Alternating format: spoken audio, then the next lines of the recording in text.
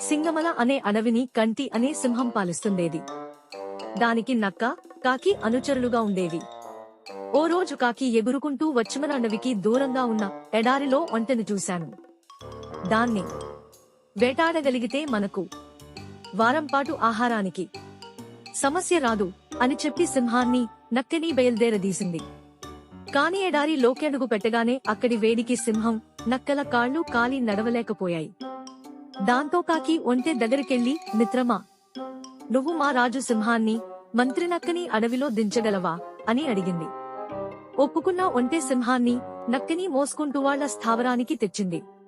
దాని మంచితనం సింహానికి బాగా నచ్చి, మిత్రమా, నువ్వు కూడా మాతో పాటు ఇక్కడే ఉండు అంది ఒంటెతో. సింహమున్న పడంగా తీసుకున్న ఈ నిర్ణయం నక్కకి, కాకికి బొత్తిగా నచ్చలేదు.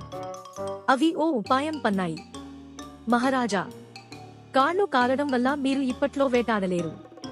మీరు ఆకలితో ఉండటం మేము చూడలేము. కాబట్టి మమ్మల్ని తినండి అన్నాయి. అది విన్న ఒంటె, వాళ్ళని వదిలే రాజా, నన్ను చంపితే మీ ముగ్గురికి వారంపాటు ఆహారం కాగలను అంటూ ముందుకొచ్చింది. నక్క, కాకి ఆ మాట కోసమే ఇలా నాటకమాడాయని సింహానికి అర్థమైపోయింది. దాంతో, సరే, ఒక్కొక్కరు వరసగారండి. ముందు చిన్న జీవితో మొదలు పెడతాను.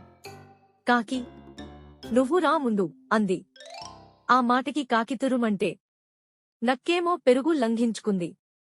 ఒంటె, సింహాలు మాత్రం అప్పటినుంచి మంచి స్నేహితులుగా ఉండిపోయాయి.